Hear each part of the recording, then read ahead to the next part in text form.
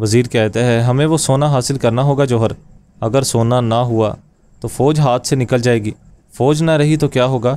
مصر فتح کرنے کے خواہش مند زنگی اور سلیبی سب کی نظریں یہاں ہیں، کسی بھی قیمت پر ہمیں وہ سونا حاصل کرنا ہوگا۔ اتنے میں وہاں پر امیر فاضل پہنچتا ہے۔ فاضل کہتا ہے وزیر حضرت۔ وزیر کہتا ہے دیوان کو ملتوی کر دیا گیا ہے، بعد میں منعقد کر لیں گے، ابھی مجھے ایک اہم مسئلہ سلجھانا ہے۔ فاضل کہتا ہے سب کچھ ٹھیک ہوگا انشاءاللہ، کیونکہ دیوان سے اہم۔ وزیر کہتا ہے میں نے کہا نا بعد میں فاضل، کیا تم نے سنا نہیں؟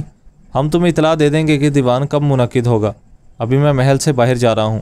جس کے بعد فاضل وہاں سے روانہ ہو جاتا ہے اور پھر شام کا منظر دکھایا جاتا ہے جہاں پر صلاح الدین اپنے والدہ سے مل رہا تھا۔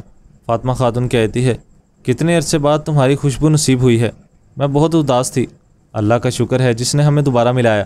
صلاح الدین کہتا ہے الحمدللہ والدہ، آپ بے فکر رہیں، میں آج رات یہیں پر ہوں۔ فاطمہ خاتون کہتی ہے شکر ہے اللہ کا، یہ ایوبی خاندان کا برکت رونق والا گھر ہے، پہلے ہمیں اپنا دیوان ویران نہیں ہوا، اب مجھے اپنا بیٹا مل گیا ہے، تو میں چاہتی ہوں کہ اس گھر میں پوتے کی آواز بھی گونجے۔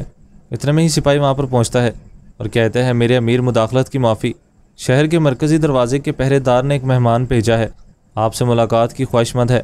صلاح الدین کہتا ہے خیر تو ہے، اسے اندر بلاؤ۔ اتنے میں وہاں پر شمسہ خاتون آتی ہے۔ صلاح الدین کہتا ہے شمسہ خاتون آپ؟ اور پھر قاہرہ کا منظر دکھایا جاتا ہے جہاں پر امیر فاضل چھپ کر آگے بڑھ رہا تھا۔ اتنے میں ہی وہ ایک کمرے میں داخل ہو کر کچھ چیزوں کو فرولنے لگتا ہے اور وہاں سے کچھ دیکھنے لگتا ہے۔ اتنے میں ہی وہ کسی کی آواز محسوس کرتا ہے اور وہاں پر چھپ جاتا ہے، مگر کمرے میں کوئی داخل نہیں ہوتا۔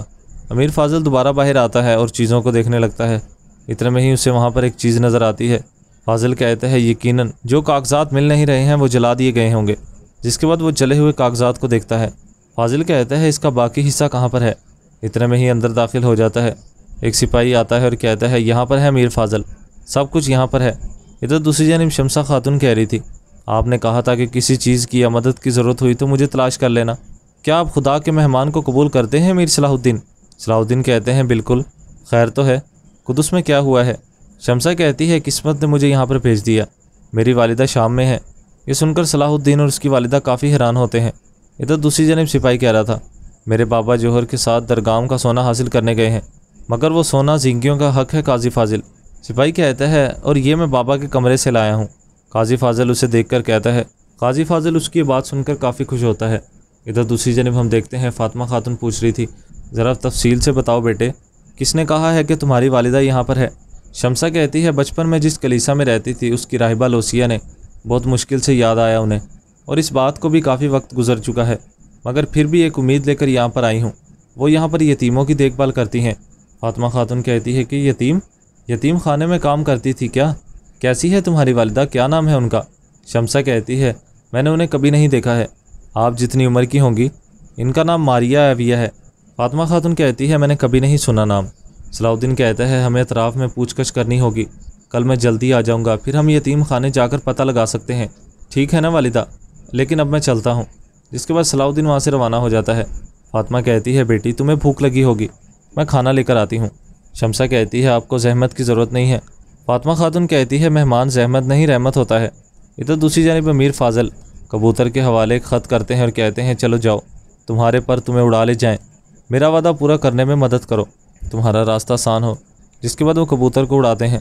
ادھر دوسری جانب ہم دیکھتے ہیں چاتلون اپنے آدمیوں کے ساتھ ریگستان میں کھڑا تھا اور کہہ رہا تھا خداوند یہ سب تیرے لیے، جیسا میں نے کہا جنگ کا اور صلح کا ایک وقت ہوتا ہے۔